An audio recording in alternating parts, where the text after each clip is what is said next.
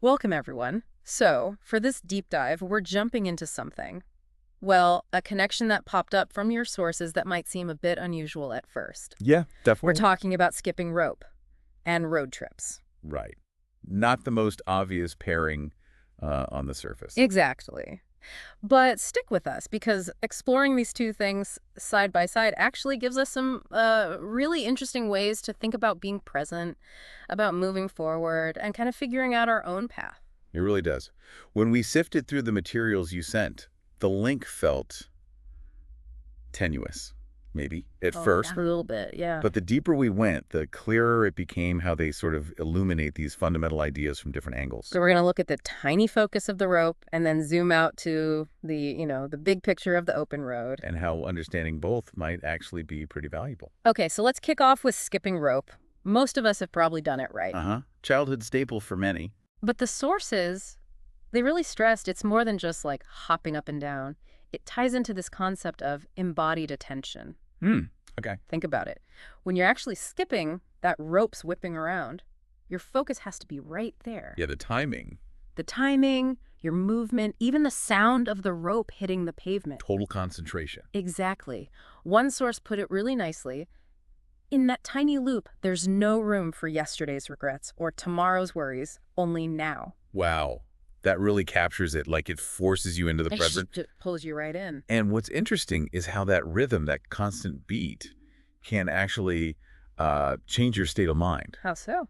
Well, the sources describe skipping as a kind of rhythmic meditation. Okay. That steady repetition, like a metronome, can draw your awareness inward, quiet things down a bit. Right, like tuning out the noise. Exactly. Yeah. And each jump isn't just physical. It sort of reflects your ability to stay focused, your endurance Yes. in that moment. So it highlights how concentrating on something simple and repetitive can actually, well, calm the mental chatter. Precisely. And there's this paradox the sources mentioned too, limit and liberation. Ah, yes. Tell me more about that. Well, skipping is pretty contained, isn't it? Yeah. You got the rope, a small patch of ground, those are the limits. Physically, yeah. But within those limits, the mind can apparently find a kind of freedom because you have that structure, that rhythm you practice. Mm-hmm. It maybe eases the anxiety about getting it perfect. You can just sort of be in the motion. So the boundaries actually allow for a mental release. That makes sense. The structure frees you up, in a way. Yeah, kind of like that. Okay, so now let's shift gears completely. Let's talk road trips, the big picture. Right. Opposite end of the spectrum. Instead of that tight loop, the sources say, the world unfolds before you like a giant storyboard. Ugh.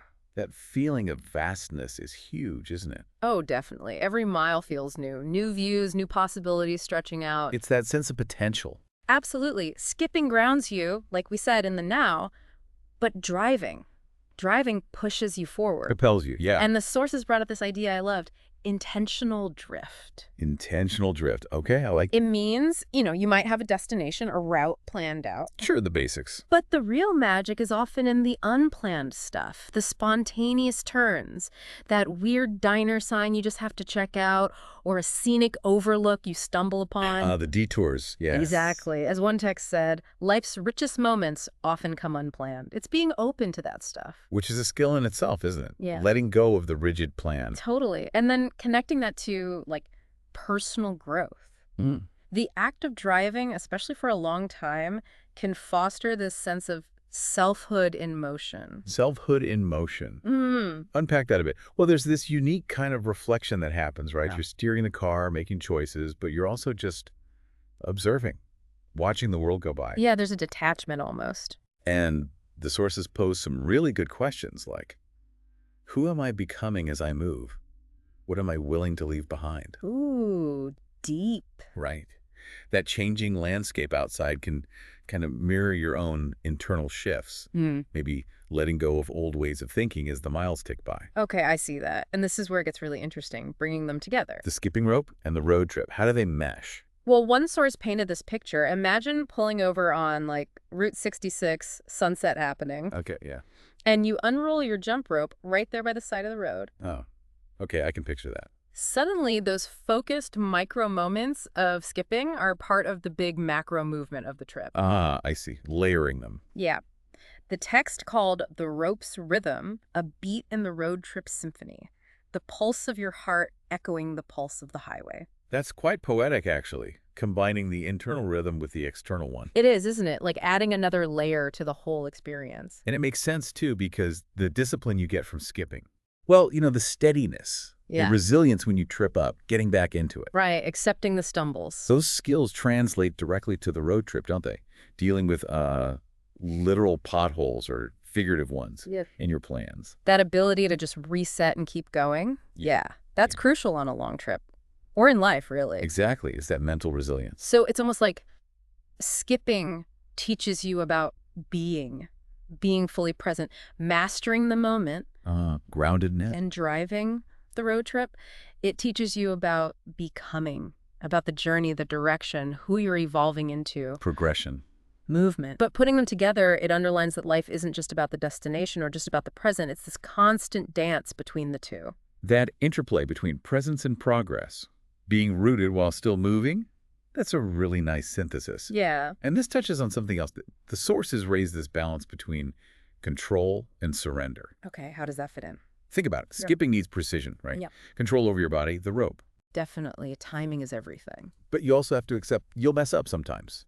That's the surrender part. You can't control every single jump perfectly. Right, you just get back into the rhythm. And then the road trip. Yeah. You plan your route, your stops, that's control. Huh. But you also have to surrender to the unexpected. The detours, the delays, the things you can't plan for. So it's about finding that sweet spot between planning and just rolling with it. Exactly. The sources suggest this mirrors how we have to navigate life's uncertainties. We make plans, we have intentions, but we also need to adapt and accept what comes. That makes a lot of sense. It's not just about the physical journey then. Not at all. Yeah. It's also about the journey within, as the sources put it. The inner landscape. Precisely. That solitude you get driving sometimes, long stretches with just your thoughts. Yeah, it can be quite meditative. It's actually quite similar in a way to that focused state skipping can induce. Both create this space for introspection. A chance to check in with yourself, away from the usual noise. Yeah, avenues for self-discovery, just through different means. Interesting. And did the sources touch on, like, cultural stuff or deeper meanings? They did, yeah. For skipping rope, it was pointed out that in some cultures, it's more than just play. Oh. That continuous loop of the rope can symbolize life cycles, balance, harmony. It can be seen as a moving meditation. A moving meditation. I like that. Fostering mindfulness through rhythm. Exactly. Finding inner peace in that simple, repeated action.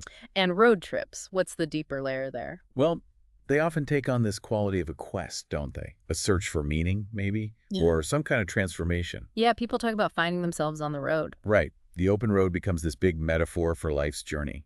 Every mile potentially offering a new perspective, a chance to think about freedom, understanding. Seeking something more, even if it's subconscious. Precisely. So bringing this all together for you listening, Yeah. what's the takeaway? I think the main thing is seeing how combining these practices, or at least the mindsets behind them, offers a kind of holistic approach to personal growth. Holistic how? It's about finding what the sources called a dynamic equilibrium. Okay. It means cultivating that grounded presence, like the focus in skipping in your everyday life. Being here now. Right. While also embracing change, pursuing goals, going on your adventures, like the spirit of the road trip. So discipline and spontaneity, presence and progress. Exactly. Fostering both sides of that coin. So, wow, okay. This deep dive then into skipping and road trips, it really did uncover some surprising connections. Definitely more than meets the eye. We saw how those micro moments of focus relate to the macro journeys of life. Presence and progress. That balance between control and surrender, needing structure, but also embracing the unexpected. And the potential for both inner reflection and outer exploration. Yeah, through activities you might not have thought had much in common. Which leads us to, I guess, a final thought for you, the listener, to maybe chew on. Go for it. How could you consciously try to weave some of that grounded presence, that focused rhythm you find in something simple like skipping into your own bigger life journeys, your personal road trips, whatever shape those take? How might integrating that presence enrich your experiences? How could it deepen your understanding of yourself and maybe the world around you as you move through it? Yeah. Something to think about, finding your own rhythm on your own path.